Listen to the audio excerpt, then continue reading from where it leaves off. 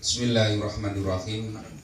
Innal hamdalillah nahmaduhu wa nasta'inuhu wa nastaghfiruh wa na'udzu billahi min syururi anfusina wa min sayyiati a'malina may yahdihillahu fala mudilla lahu wa may yudlil fala hadiyalah.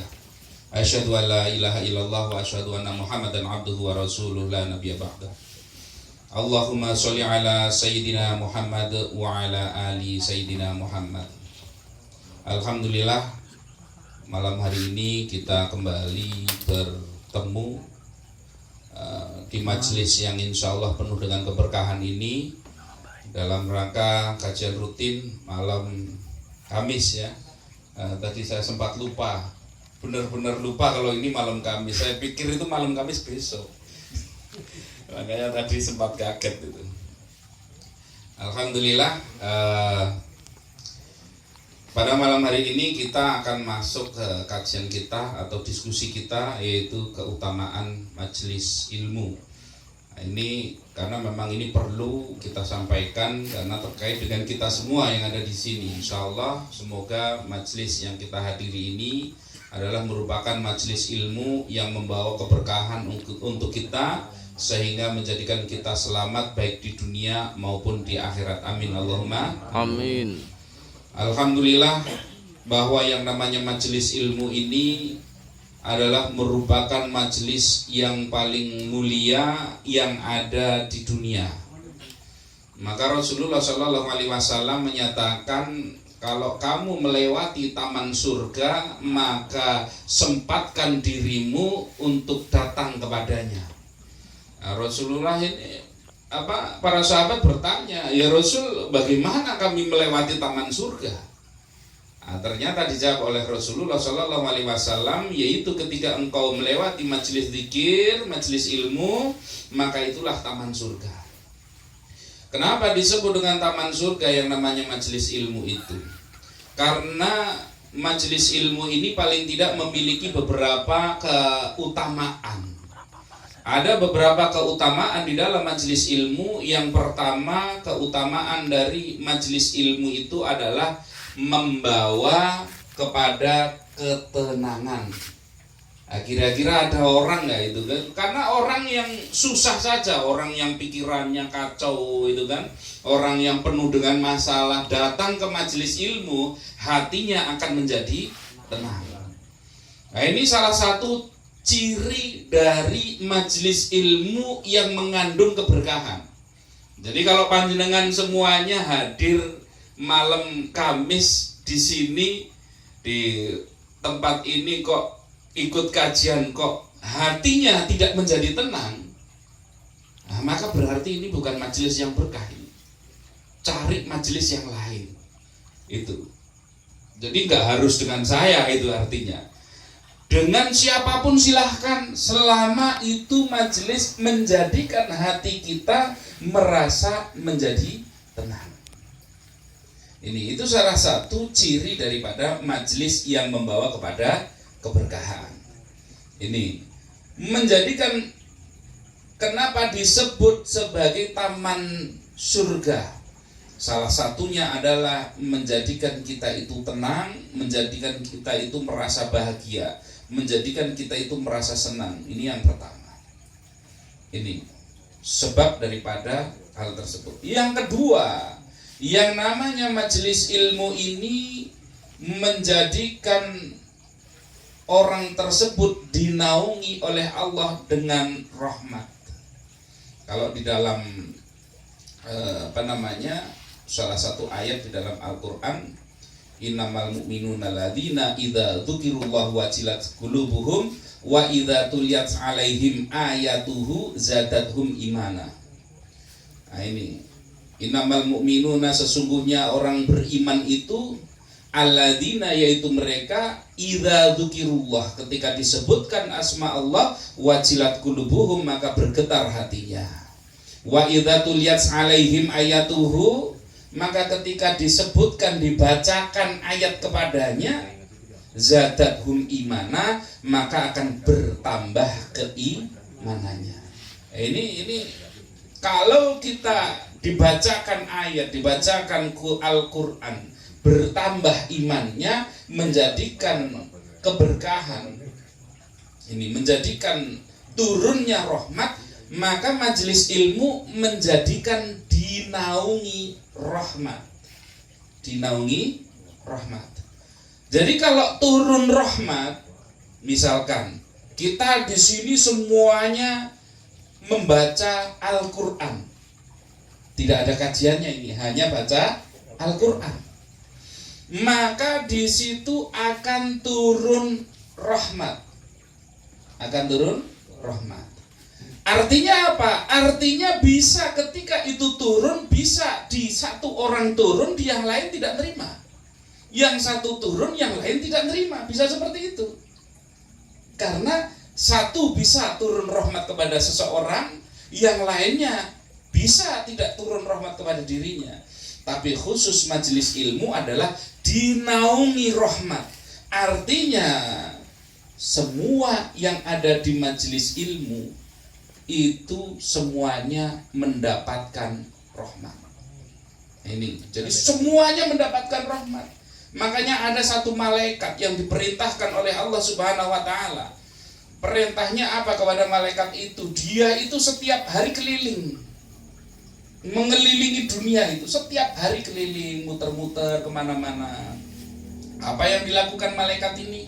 Ini malaikat khusus yang diciptakan Allah supaya dia itu mencari majelis ilmu. Jadi ada malaikat khusus supaya mencari majelis ilmu. Nah, ketika malaikat ini sudah menemukan ada di situ majelis ilmu, di situ dikaji tentang Al-Qur'an, dikaji tentang hadis, dikaji tentang syariat Islam, maka malaikat ini akan mengabarkan kepada teman-temannya yang lain. Ini, maka akan rame-rame itu akan datang malaikat itu ke majelis tersebut. Jadi salah satu fadilahnya juga adalah ketika majelis ilmu kita berkumpul seperti ini untuk apa? Di dalam rangka menghidupkan majelis ilmu, maka salah satu keutamaannya adalah ini dikerumuni malaikat rahmat. Jadi ini bukan cuma kita, ini penuh dengan malaikat rahmat insya Allah. Amin Allahumma amin. Insya Allah ini penuh ini dengan malaikat rahmat. Karena apa? Karena sudah dikabari. Ini sudah dikabari dan semua malaikat itu berdoa kepada Allah, ya Allah, ampunilah semua dosa orang-orang yang ada di majelis ini ya Allah. Yang berdoa siapa? Malaikat. Malaikat itu suci apa tidak? Suci. Berdosa apa tidak? Tidak. Maka siapa yang suci, dia tidak berdosa, pasti dikabulkan oleh Allah Subhanahu wa ta'ala. Ini yang mendoakan ini malaikat ini, yang mengerumuni majelis-majelis ilmu, mereka berkerumun di situ mendoakan kita semua supaya kita diampunkan dosanya oleh Allah. Nah, nanti ketika majelis, jadi sepanjang majelis itu berlangsung, sepanjang itu pula malaikat terus-menerus berdoa memohonkan ampun kepada semua yang hadir di majelis ilmu tersebut. Ini. Lah begitu selesai di malaikat ini pulang ini, kembali ke langit, kembali ke tempatnya masing-masing, dia akan ditanya kepada Allah Subhanahu wa taala itu. Allah bertanya itu bukan karena tidak tahu, tapi karena untuk mengajarkan. Gitu ya.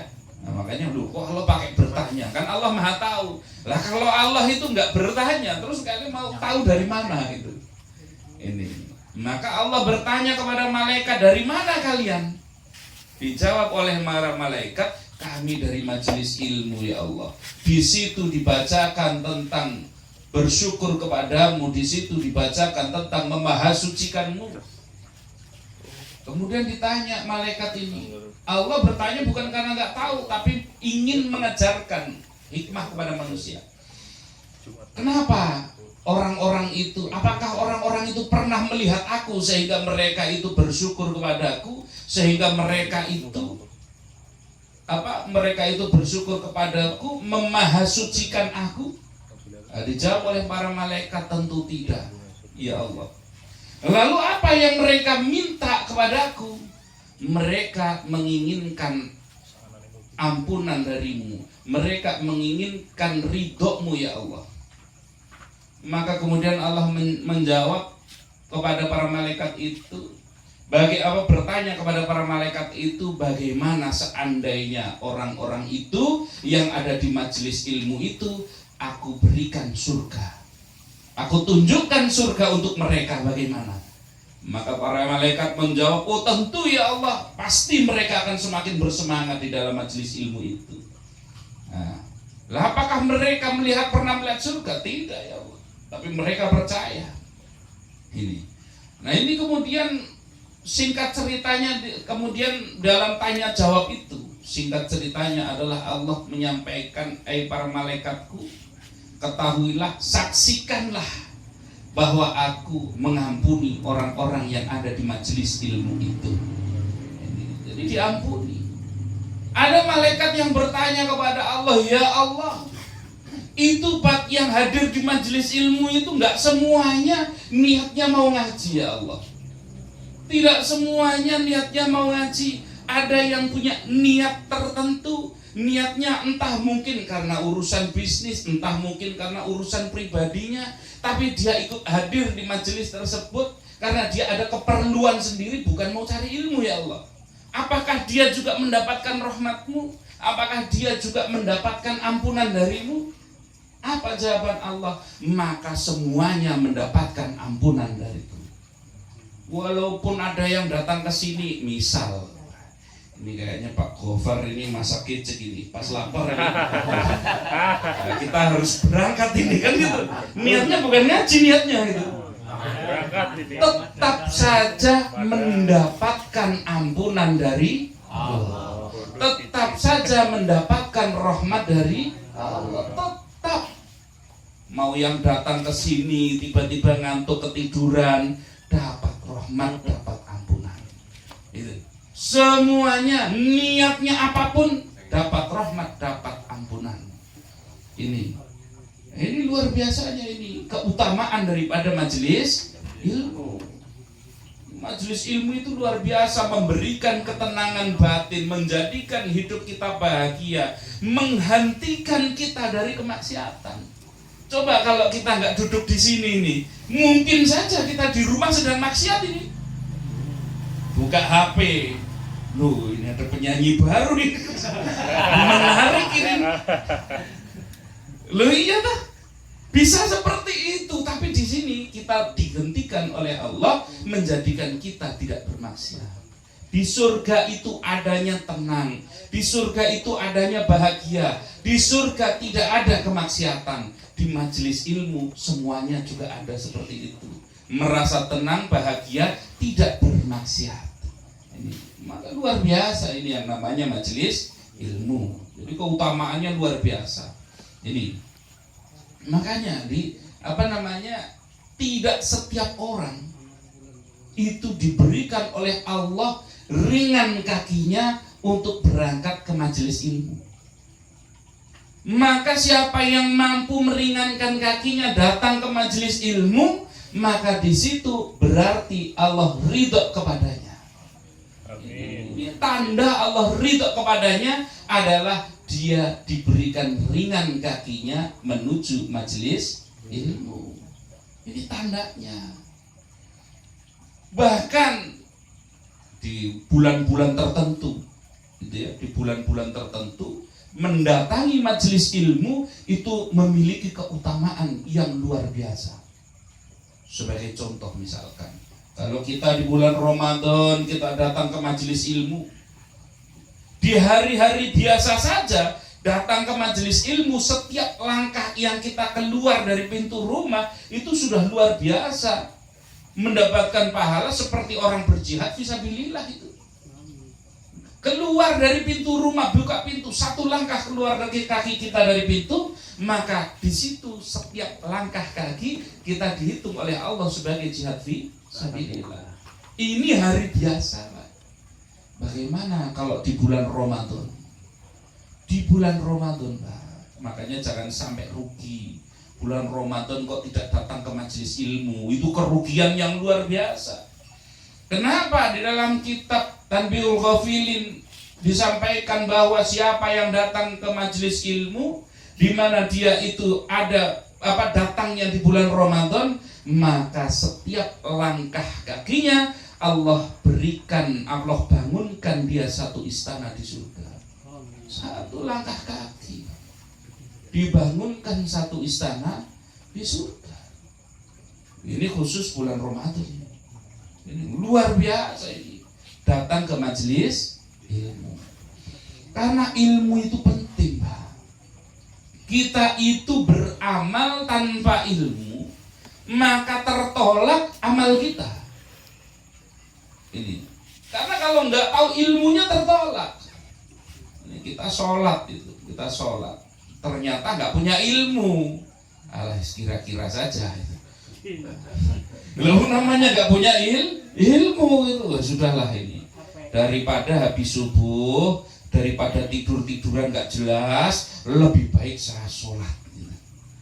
Habis subuh sholat, biar bisa sampai tingkatan wali, sekalian sholatnya 100 rakaat sampai duha. Kira-kira bagaimana? Bukannya mendapatkan pahala, malah mendapatkan dosa. Maka yang namanya ilmu ini harus dan wajib fardu ain untuk kita dapatkan itu, untuk kita kejar itu. Itu yang namanya ilmu, fardu ain. Tidak bisa itu. Yang namanya majelis ilmu itu tadi, selain di dalamnya mendapatkan ilmu, ternyata majelis ilmu itu adalah majelis yang penuh rahmat dan majelis yang penuh dengan ampunan. Makanya jangan egois jadi orang, Pak. Jadi egois itu bagaimana? Kira-kira panjenengan kepingin apa tidak? Keluarganya, saudaranya, temannya diampuni oleh Allah. Kepingin apa tidak? Ajak ke majelis ilmu. Jangan egois. Berangkat sendiri. Gitu. Karena apa? Karena yang ketika dia itu datang ke majelis ilmu, maka dia diampuni oleh Allah. Entah, terserah dia itu datang ke majelis ilmu, dia itu niatnya apa, ya udah biarkan saja. Yang penting datang dulu ke majelis ilmu, terserah. Itu tidak masalah, karena Allah berjanji menaungi, bukan hanya menurunkan rahmat, tapi menaungi dengan rahmat. Jadi kalau turun rahmat itu mungkin hanya 1, 2 orang, 3 orang yang dapat rahmatnya. Tapi kalau dinaungi rahmat, maka seluruhnya mendapatkan rahmat. Ini keutamaan daripada majelis ilmu. Makanya suatu ketika ada sahabat Nabi yang paling banyak menghafal hadis. Siapa? Abu Hurairah. Ya, Abu Hurairah adalah salah satu sahabat Nabi yang paling banyak menghafal hadis. Padahal beliau itu bersama Rasulullah hanya sekitar 2 tahun saja. Tapi hadis yang dihafal paling banyak, karena memang dia itu minta sama Rasul, ya Rasul doakan saya ya Rasul supaya saya mampu mengingat apapun, mudah mengingat hadis-hadis yang kau sampaikan. Maka didoakan oleh Rasulullah. Kemudian Abu Hurairah itu memiliki ingatan yang kuatnya luar biasa. Makanya dia menjadi sahabat Nabi yang meriwayatkan hadis paling banyak di antara semua sahabat yang lainnya. Setelah sepeninggalnya Rasulullah SAW, Abu Hurairah itu datang jalan-jalan ke pasar, Pak. Jalan-jalan ke pasar. Tiba-tiba Abu Hurairah mengatakan dengan keras kepada orang-orang, apa yang membuat kalian tidak bisa melakukan? Orang-orang kan bingung. Ini sahabat Nabi yang sangat mulia, terkenal, gitu kan? Luar biasa Abu Hurairah. Tiba-tiba menyampaikan apa yang membuat kalian itu tidak bisa melakukan. Nah, kemudian orang-orang berkumpul. Maksudnya apa? Ya Abu Hurairah, maksudnya kami tidak bisa melakukan itu, tidak bisa melakukan apa itu? Nah, maka ternyata kemudian dijelaskan kepada Abu Hurairah, apa yang membuat kalian itu tidak bisa melakukan pergi ke masjid, padahal di masjid sedang dibagikan warisannya Rasulullah SAW. Lagi dibagikan ini warisannya Rasul ini di masjid ini. Mendengar itu, maka orang-orang itu langsung berhamburan, berlarian pergi ke masjid. Begitu di masjid toleh. Ini mana ini bagian warisannya, ini mana ini? Akhirnya ini setelah agak lama itu orang-orang pasar itu kembali lagi ke pasar lagi. Ternyata Abu Hurairah itu sudah menunggu mereka semua. Lah kok kalian sebentar ke masjidnya? Lah tadi engkau mengatakan bahwa katanya di masjid sedang dibagikan warisannya Rasulullah. Setelah kami datang ke sana ternyata tidak ada apa-apa.